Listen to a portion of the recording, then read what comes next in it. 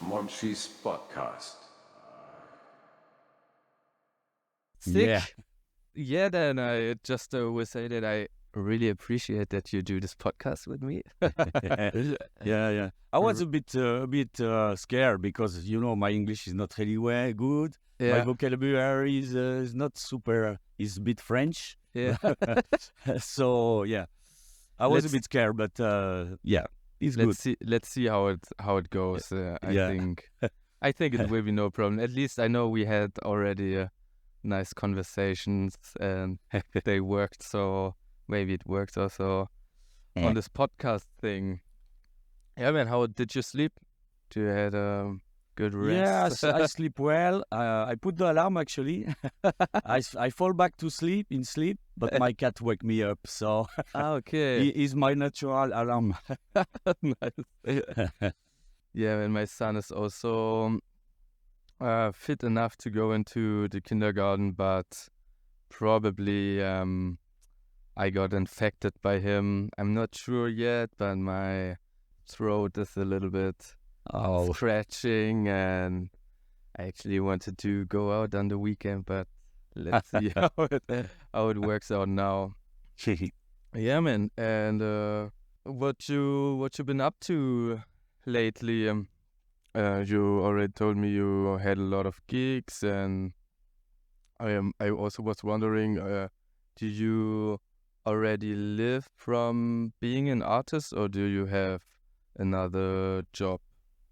yeah. During 12 years, I have a side job because because at first I stopped to work and try to make only music, but actually it don't pay the bills, and sometimes you have like 2-3 gigs a month. The next month you have nothing. So Yeah. basically, I take a side job to pay the bills and to So I was working on the farm for a friend. He make organic apricot, cherry, grapes. So yeah, and but it was good plan because this guy was really cool and he let me go to my gigs and to. Sick. I manage also my time in the fields, like I can arrive when I want and leave when I want. If I want to more money, I have to work more. And but each time I get a gig or tour, international tour, it was okay for him. He say, yeah, okay, because Nice. he know it's my passion, and also I make more money in the gigs and in sometimes than in 1 month in the field, Yeah. Totally get this.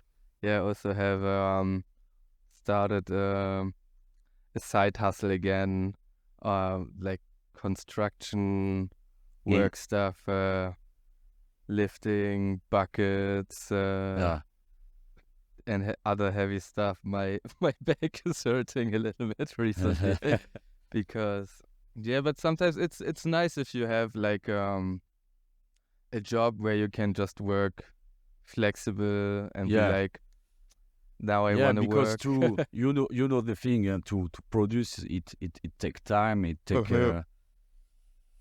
It take lots of time, and when you work like 8-10 hours in I don't know, construction or in a farm or something, it's very hard to come back in the studio evening time, especially with family life, with kids. It's not easy to share your times, and also to get. Sometimes you have to go in the studio after work, normal job, I mean. And sometimes it's hard to get inspiration when you're super low and tired. And for me it's like I almost think that it's impossible with a 40-hour job, 40 hours per week or something like this, to be really creative. And I need a lot of headspace, and usually for me it works best in the morning when there's just a fresh head, not already the whole struggle of the day in my head, and starting out really fresh. But how is it for you? Do you prefer more to make it in the morning or Are you more Yeah, night? yeah, it depends. Like now, my full job is making music, so now I have more time to choose my schedule, to make my Okay. schedule. Yeah. See, since last year, I really work only with music because in France we have this intermittence. It's like the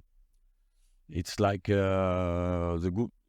I don't know if there is this in Germany or in another country in Europe, but in France, I mean, you have to declare all your gigs. I mean, basically, government take almost 40% of the fees you get. So you declare everything, you make it legal. Yeah. Yeah. And but the thing is, after 1 year, when you have make enough hours of work, enough gigs, enough money, when you don't have gigs, you have a payment every month by the government. What the fuck? Yeah, I think also a friend of mine, Joan Ceridium, he already told me this like if you can show the government that you earn a certain amount of money, it's around if you come above it, then they take care if you don't get money some months. I think we don't have something similar in Germany. I think there is something similar in Belgium, but it's not in France. Intermittence, it's like during 1 year you have to make, for example, it's in hours, like 507 hours of work. It means around, it depends the amount of money you get per gigs, but you basically you have to make like 10,000 euro in 1 year. Yeah. They take 40% of that.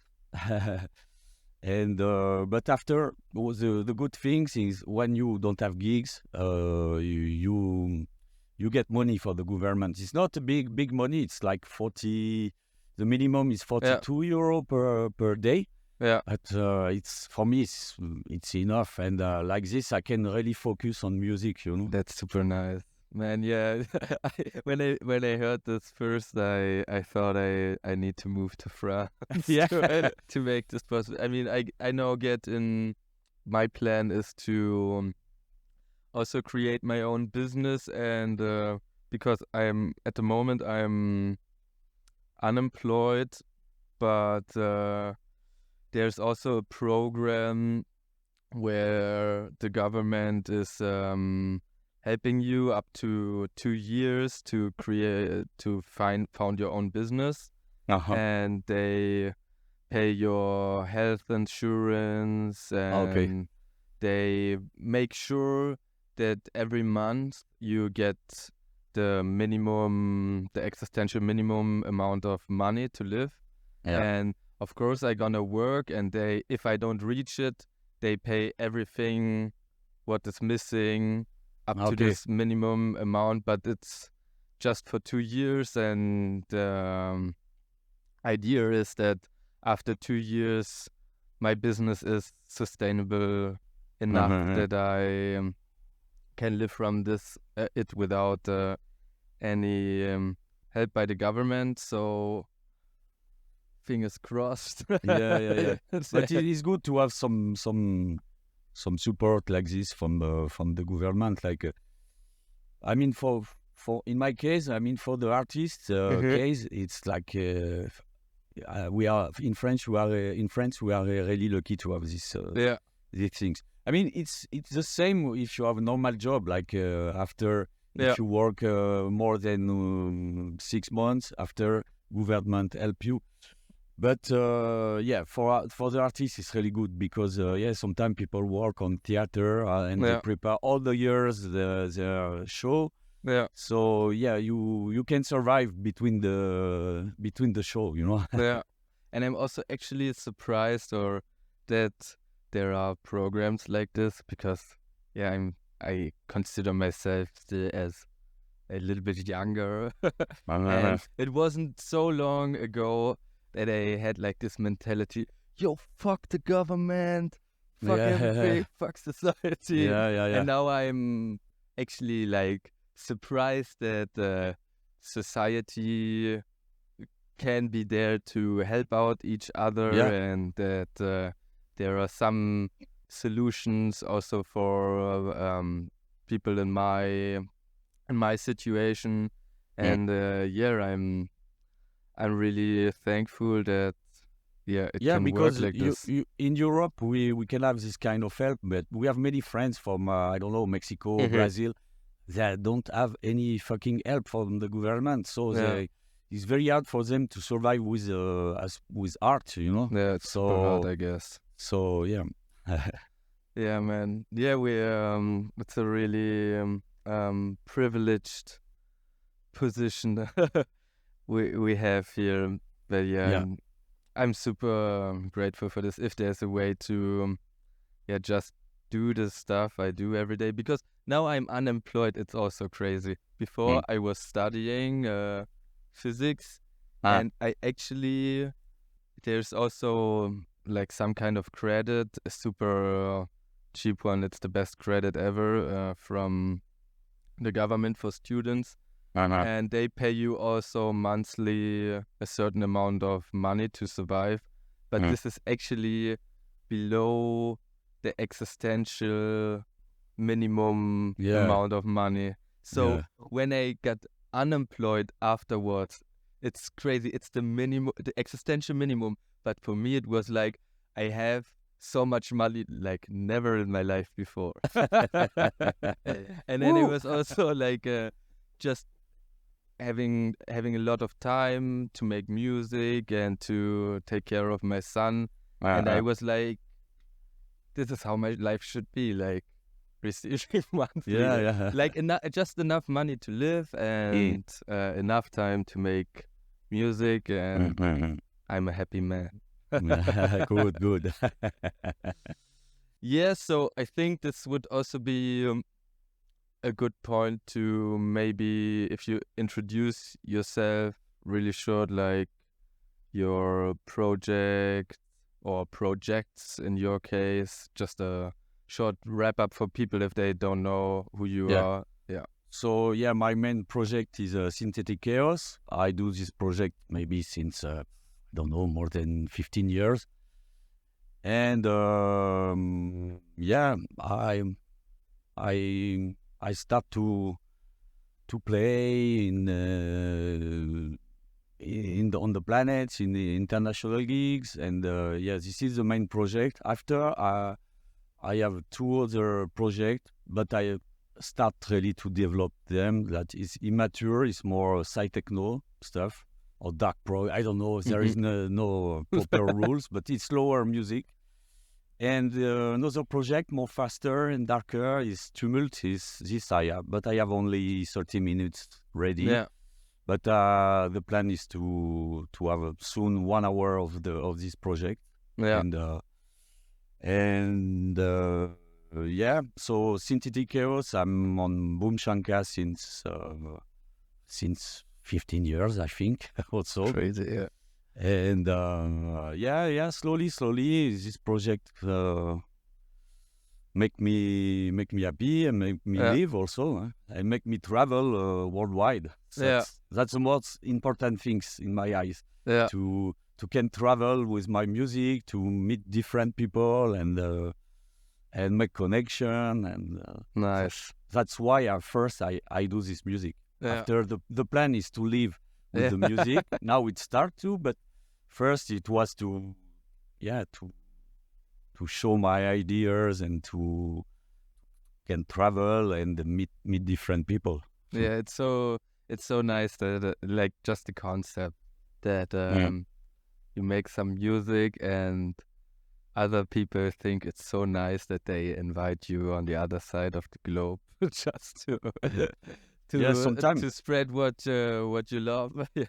Sometimes it's crazy. I put my ass in the plane. I'm like, wow, it's crazy. Like it's our job. I make this since long time. Sometimes I was a bit down, thinking, my music sucks, and like I'm not happy about that. But when someone book you at the other side of the planet to play your stuff, it's like, okay, I'm here. It's not for nothing, you know. Yeah. Can't be that shitty music. I do. And also when you put your ass in a plane to play and to go to parties and meet, you think, okay, like it's hard, but compared to normal job, like in my case was in the fields, like it's like wow, it's much it's easy compared, you know. And it's also a big motivation, I guess. When you have like these moments and come back then with this new experience back to the studio and be like just amazed, like wow, this is what I can do with my music. Let's fucking do it. Yeah. And with the doubts, I think I really hate them. Like if I think my music is shit or blah blah blah, but I also get more and more used to it, that it's part of the process. It's necessary to do the music I do, or to make music which I think it's good.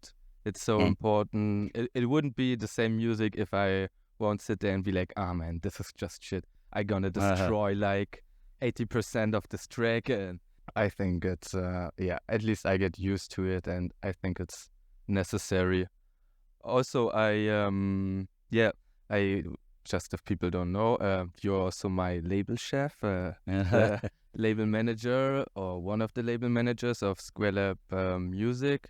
I thought it would be also an interesting topic to just tell the people how it works to run a label, and what your motivation was in the beginning to found Square Lab Music, stuff like this. Yeah, but we created this label, but now it's like 7 years ago, something like that. First was just to produce the music of friends that just started in the scene, and like we listened the music, for example, to Luciano, Desert, or Eregest, or many other. Like we have to show the world this music, and also to show different approach of the music. I mean, we create this label for this. No, actually, it was to create to be fucking rich and to to have private jet and no. First, we create this, but I am the manager, but I don't like much this word, because I wanted this label to be more collective.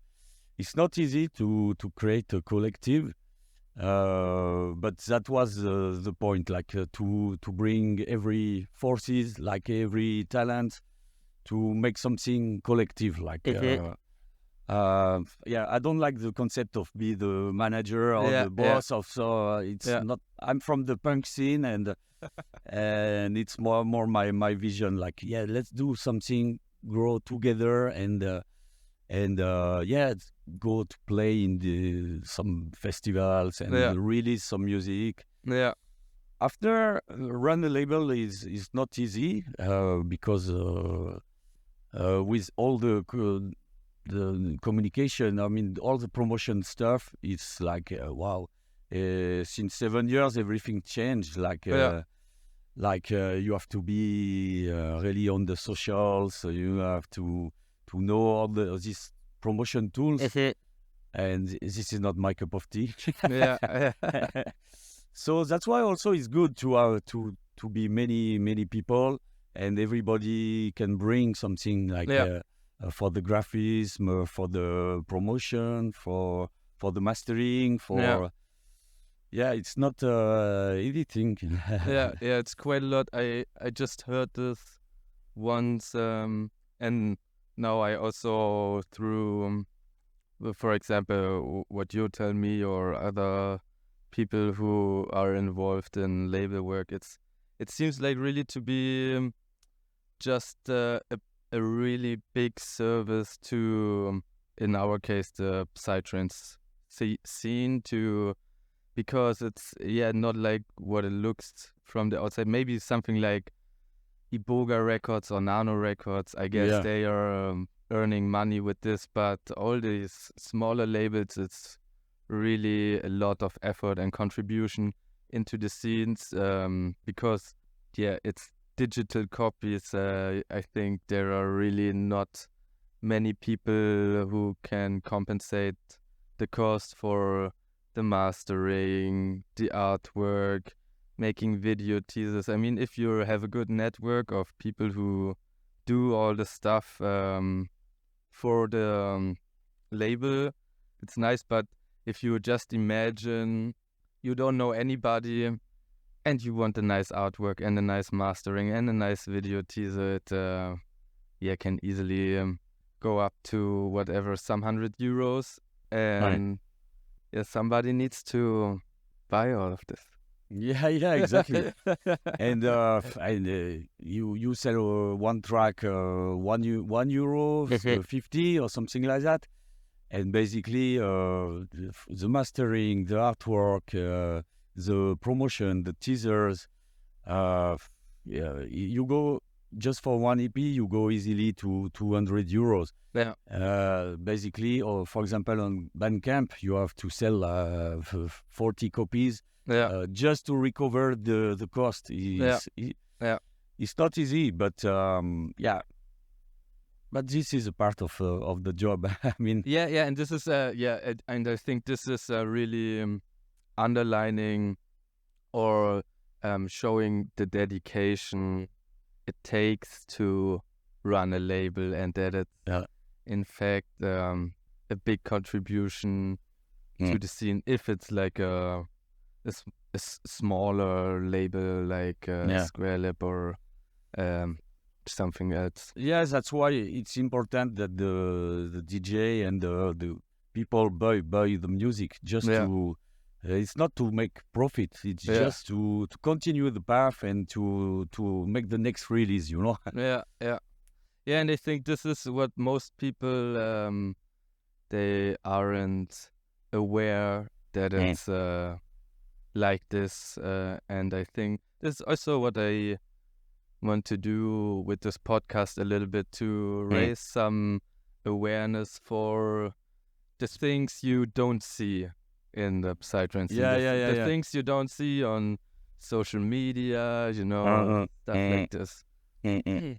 Also, like being super wrecked as an artist a lot of times, like most of the videos are just like the guy on stage have a super nice time, but it's probably just 1 hour or 1.5 hours, and if you're like a really busy artist and if the gig is far away, you need to travel 12 hours, then you play for 1 hour, go back into a hotel, sleep some hours, and then fly back 12 hours or whatever.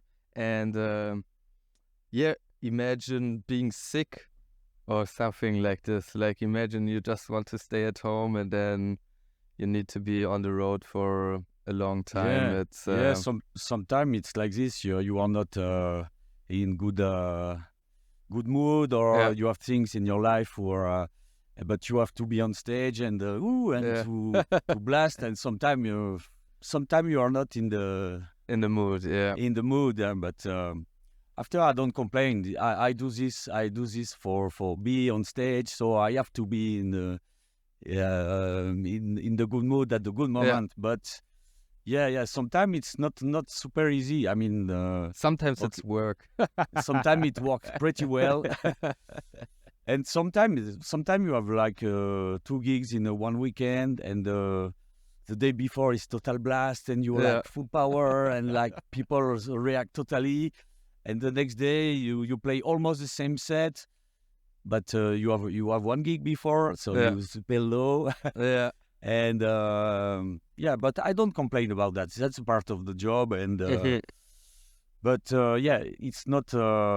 You have to be prepared. Like for example, for big gigs, I prepare myself all the week. I rebuild my set. I try to finish a track, to play it, and it's lots of work actually. And and especially also when you have a long travel to go in a gig. Yeah, sometimes you come back home, you like, and then your you flight gets cancelled or something like that. Like, wasn't it like this when we met the first time in Münster? You were supposed to fly back after the party, I think, somewhere midday, but then the flight got cancelled and you had a super nice But hotel. what is good when the flight is cancelled and it's because of the company, like, they have to put, and they tell me, oh, you can have a flight next day. I say, okay, I can, but give me a room. So Yeah. they give me a room in super 4-star hotel, and you stink, Yeah.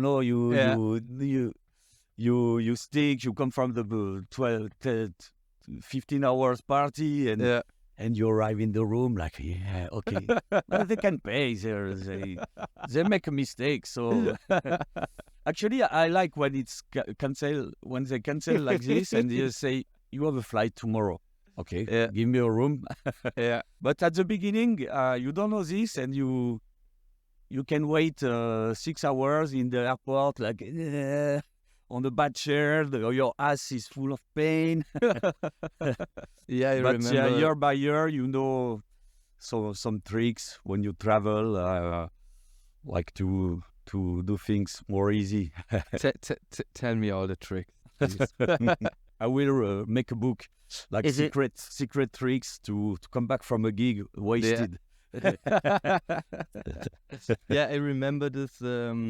The first time I learned that they pay rooms is when also an artist was in Germany at an event. I also from France. I was hosting with my crew, and then he it was the day after the party. Like, I was super wasted. Of course, it was like in the evening after the party. I was probably awake until 11 in the morning or something like this, and then in the evening I woke up super wasted, and this guy's calling me like, dude, I'm surrounded by 6 German policemen. I shit. don't know what's happening. My ticket is not working, and I can't speak proper to them. And then I said, man, pass the phone to them and I gonna talk with them. I was super wasted. I was like, what's the fucking problem, man? This guy, he's just a poor artist. He has done nothing. And yeah, there was some problem, some computer digital stuff with the ticket, so it doesn't work. And yeah, so they paid him also a hotel at the airport, which was really nice because I think he just got 5 hours of sleep or something like this, and then he needed to go to the airport, and so he could rest one more day.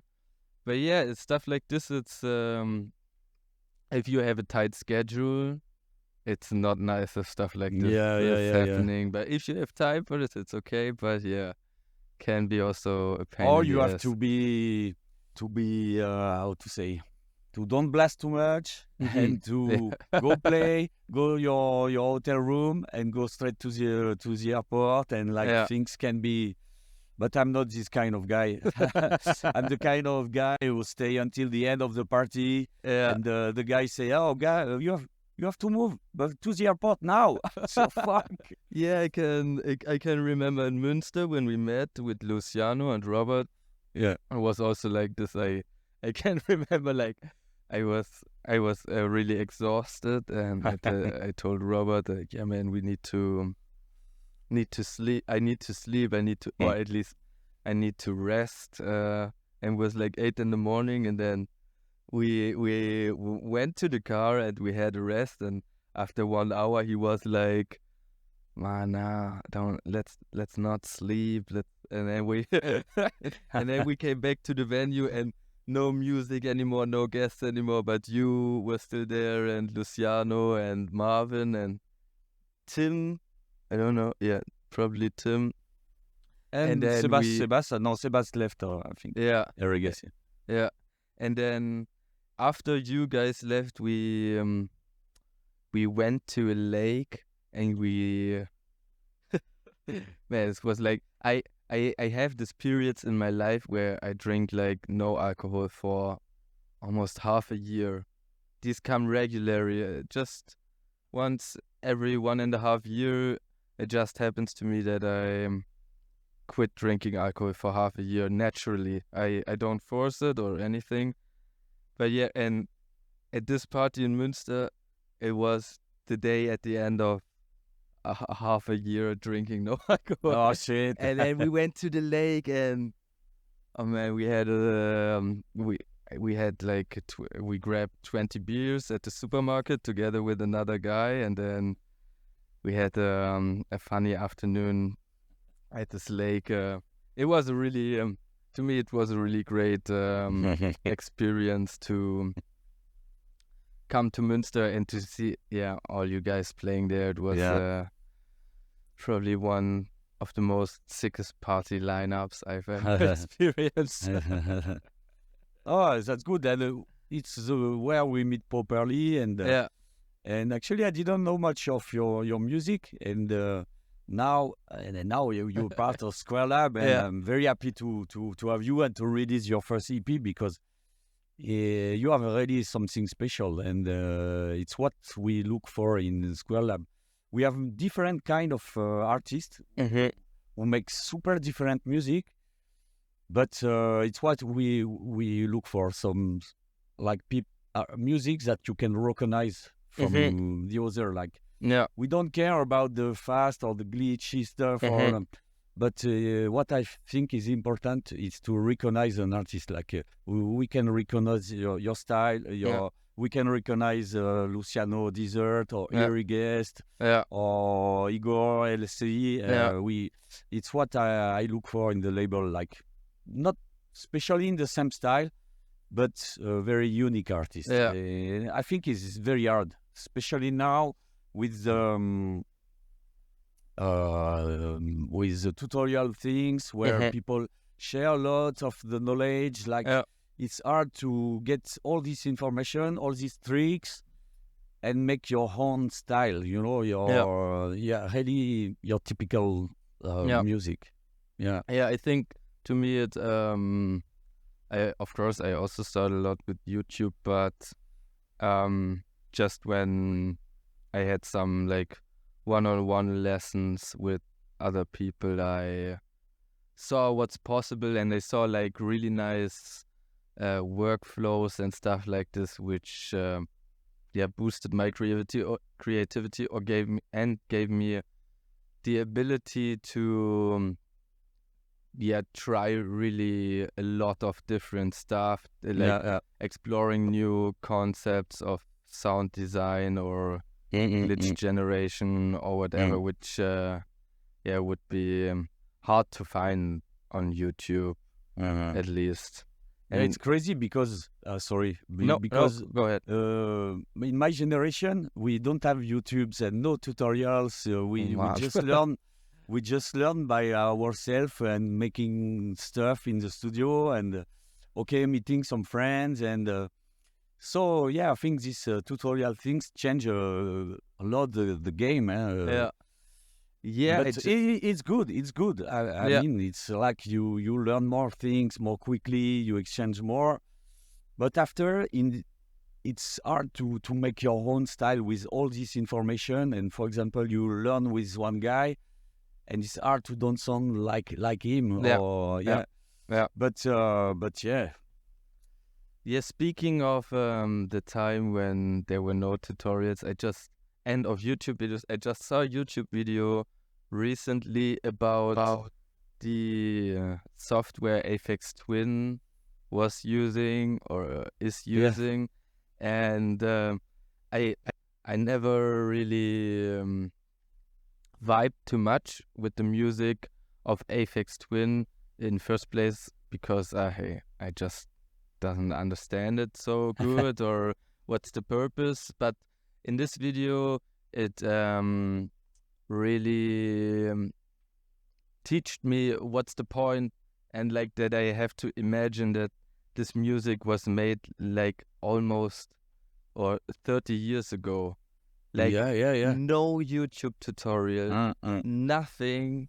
and that the people who listen for the first time to Aphex Twin music at this time, they never have heard anything like this before. And I discovered electronic music with Aphex Twin, Square Pressure, like people from Warp Record. Like Reflex Record was the label of Aphex Twin and Square Pressure that they started at the beginning. And before Go Psytrance, I was more in this type of music, like more experimental, electronica. And I think the first track of electronic stuff I really was one track of Aphex Twin, like didgeridoo stuff. And this in this video, it's a video of Ben Jordan. People can look it up on YouTube. It's something with the software of Aphex Twin, Ben Jordan. And man, this software he's showcasing in this video is crazy. One thing is called MetaSynths, which is sadly only for Apple and Mac, and it's like a different software. It's like a DAW, like Ableton, but with a super different approach. It's like you paint almost everything.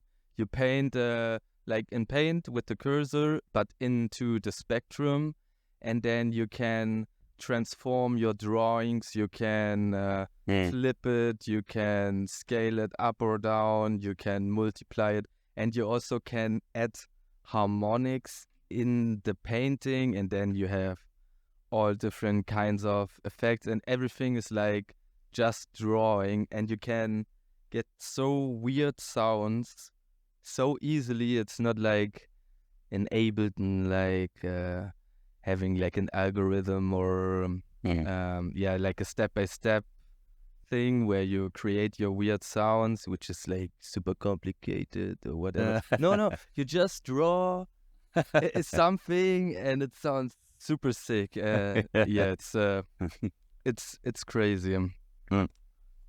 Also, I thought an, at least for me, interesting topic, and probably also people of my generation would be, how psytrance started for you, or how it was like when I was a baby, and how it evolved, and maybe it's easy to tell the thing a little bit by your story, your career, how it started for you, and how it changed and progressed. But first, I was more in the punk scene, in the rock punk. And then it was in 92, I went to one party where the Spiral Tribe from UK arrived.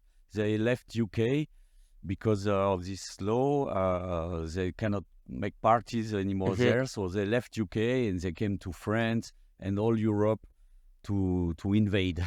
Okay. And so I went to this party close to my previous house, my parents' house.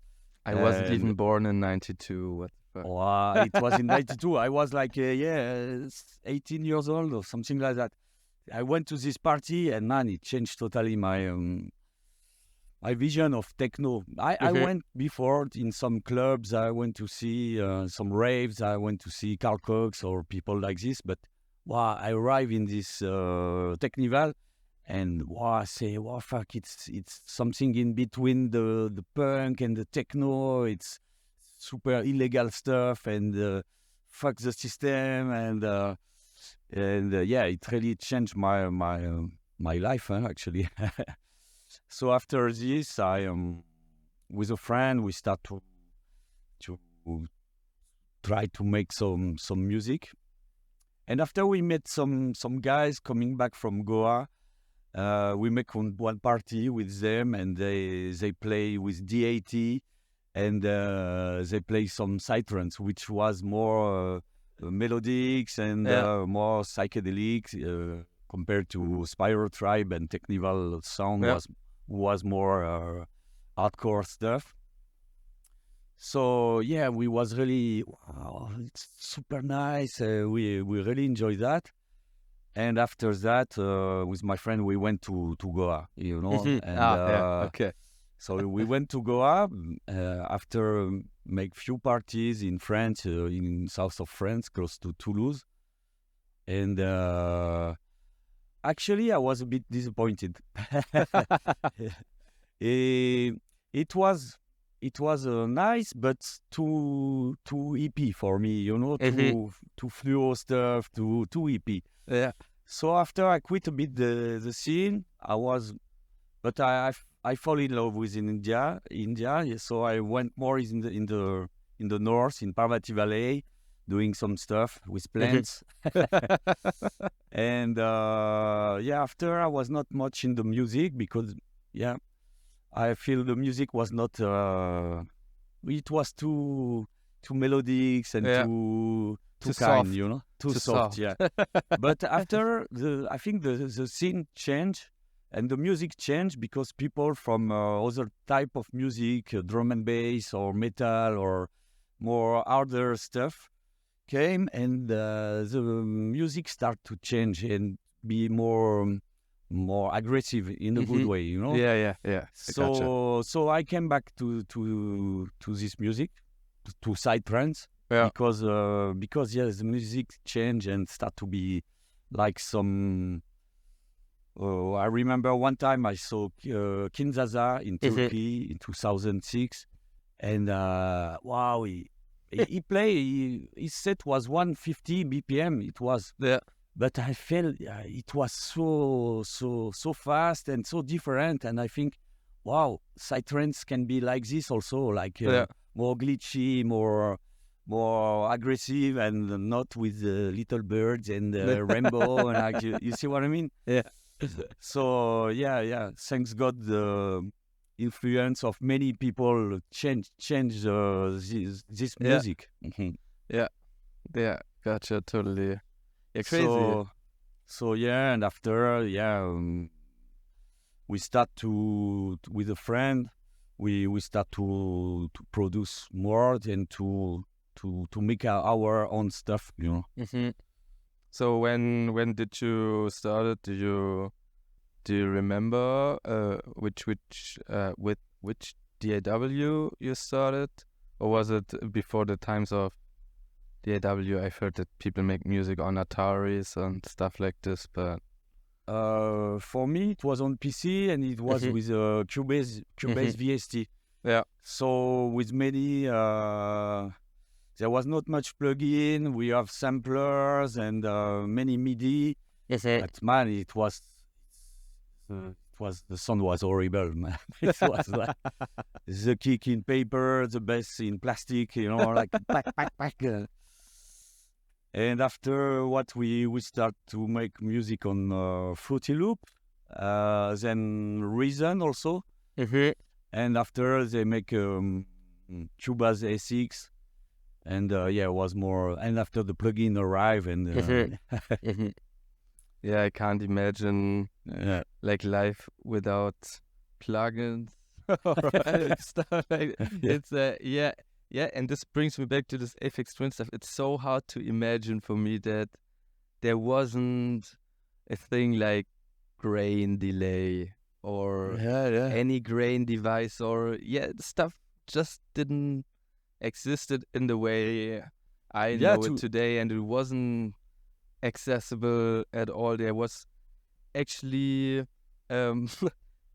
software which you just could access through the console, which just look like, if you open this on your computer, it looks like you're a hacker. It just has this black background and you type in just letters, and this was a way, a software he was using, and you need to type in like the parameters, the variables one by one. For example, for you tell the software access this file blah blah blah .wave, and then you type in reverb, and then you need to type in the numbers like 0.8 for decay, and then the high cut and the low cut, but no user interface at all. Just type in the numbers and press enter, and somewhere on your computer will be a new wave file with the effect on it. And I think this such a hard way to produce these sounds and to imagine like that was the way back in the days to do crazy music like this. But now, thanks God, Cubase arrived, and now Ableton. I started Ableton like 1 year ago, and it's big change for me, because I feel in Cubase I was feeling like I was stuck a bit, and now I just started and I'm a beginner with Ableton. But I start to have fun and to especially with the audio, the glitch, the stretch, it's like, wow. I use a lot of audio, like and but I'm a beginner. I need more classes. Definitely. I also just work like only in audio. I have like my friend Okta, he showed me once his template, and it's like he has like a group of the sound generators or the sources, which is like one vital, one serum, one operator, whatever, what you want. And then all the time he creates a new sound, he instantly recorded it like back then. I think now he's doing it differently, but yeah, this is also how I do it, just audio stuff. And lately I also don't use so much the effects and LFO and synths anymore. It's my recent approach is just to put 1 million of the same plugin or the same effect onto a saw wave or whatever, and so tweaking all the parameters and see what's happening, and record all of this. And in Ableton it's super convenient because you also can scroll easily through long sound design samples and then cut everything. It's really nice. I just had a student who uses Fruity Loops, and I tried to convince him to come over to Ableton because I'm a better teacher in Ableton. I can't do Fruity Loops as nice. And when I just showed him how you can drag in the samples and the audio tracks, and he was like, wow, mind blown. Bye Fruity Loop. Bye Fruity Loops, exactly. But since I discovered Ableton, like Luciano gave me some classes, and he came here to 2 months, but this guy is a beast. He works too fast for my slow brain. But since 1 year now I quit Cubase totally.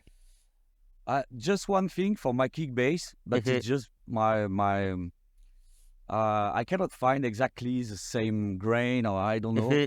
So what I do is like I create the track on Ableton, and after I just import the track without kick bass, and I return the kick bass in in Cubase to get the grain I like, you know.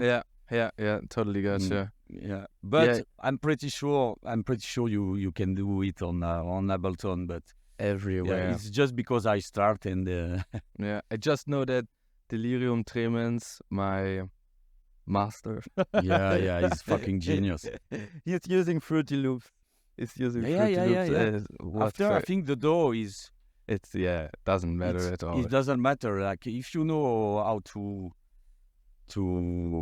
work with it, but the good plan is to can work with many DAWs like Cubase, Fruity Loop, Ableton. Best of all worlds together. To take what you need in each one, and I'm also pretty interested, or a friend of mine, he is using Reaper a lot, and he is always, when I have a struggle, for example, I discovered this meta synths where you can draw stuff, and I was really sad it's just on Mac, and then I told Daniel about it, and he was like, there's this thing in Reaper where you can do something similar, and it's always like, if I get stuck on something or something is not working as I like in Ableton, it always feels like in Reaper there's a solution because you can write your own scripts for Reaper, like programming stuff and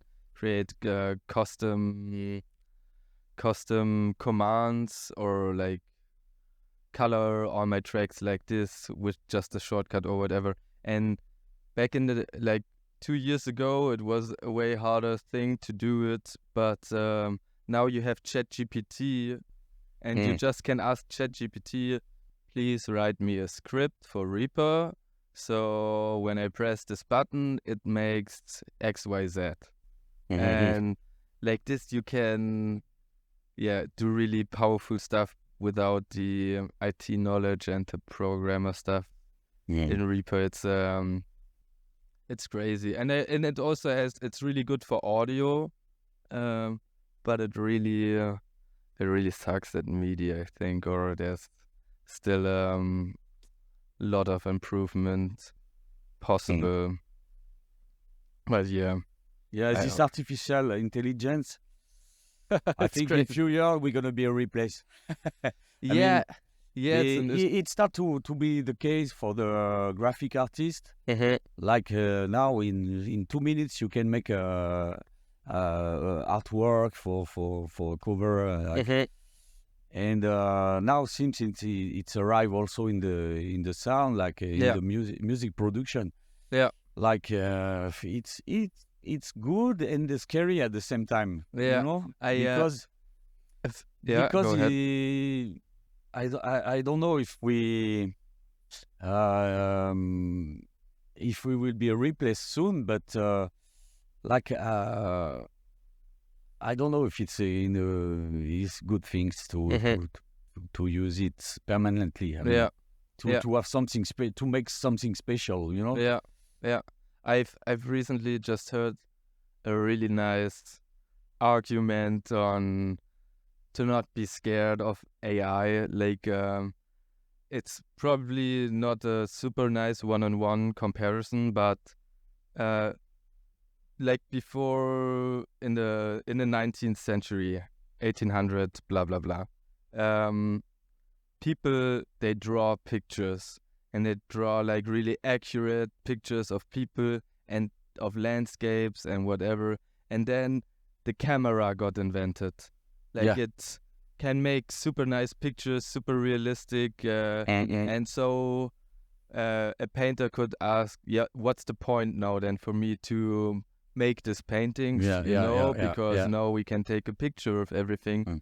But it pushed the painters in a new direction and more abstract painting styles like Picasso or whatever, or comics, so it opens up new direction because and new fields to explore. And I hope, or I could imagine that with AI, of course it can do now probably most of the stuff, or can do this pretty soon, which is already there, but now then we can explore the stuff the AI hasn't explored yet, or it will open up maybe something new. And also I have the feeling, I'm not sure, maybe this is just a self-defense mechanism, but I try to tell myself that people, it's not only about the music, it's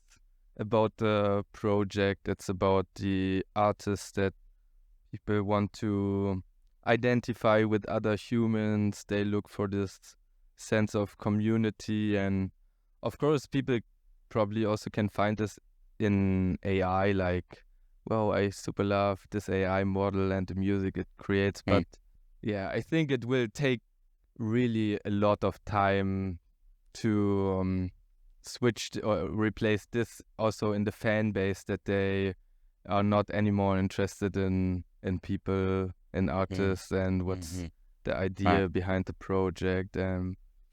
But I could be wrong, and nobody knows. And these days on social media I see so many people like knowing everything exactly about AI and how stuff will become in the future. And yeah. Anyway, it's here, and what we can do, use it and try to make something different, like you say, for the printers, like try to make something more human with computer. Yeah. Also, a friend of mine, he just used it recently to create a funk soul track or something like this with nice vocals and trumpets, and then he sampled this into his psytrance track, which I think is a really funny idea. Like, I want these trumpets or stuff like this. Like, it will get more accessible to everybody, and this will open up a lot of new possibilities for music. And but I think I can't imagine, maybe it's because a lack of imagination, but I can't imagine, for example, at the festival, like, oh man, we need to be like 12 in the night at the main stage because this AI is playing. I don't know. Let's see. Maybe I'm wrong, but it's let's see in 10 years. I think in 10 years we're gonna see how it goes. Let's speak then again. I'm curious how the thing will evolve.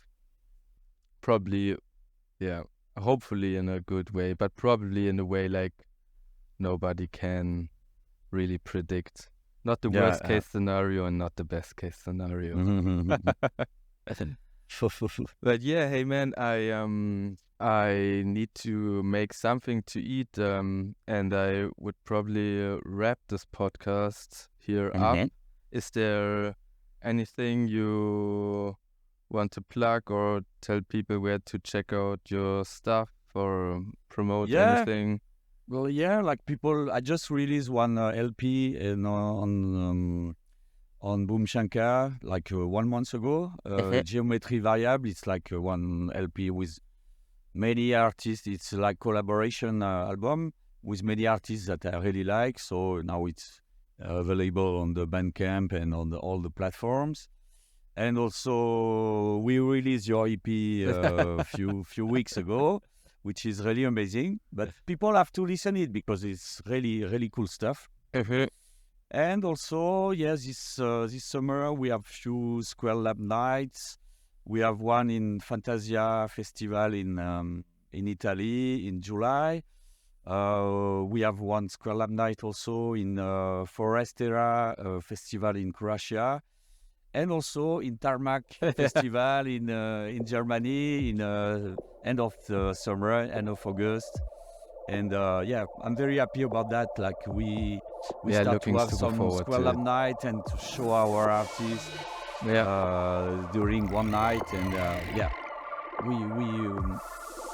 we make this label for this can happen. And I'm very happy about that.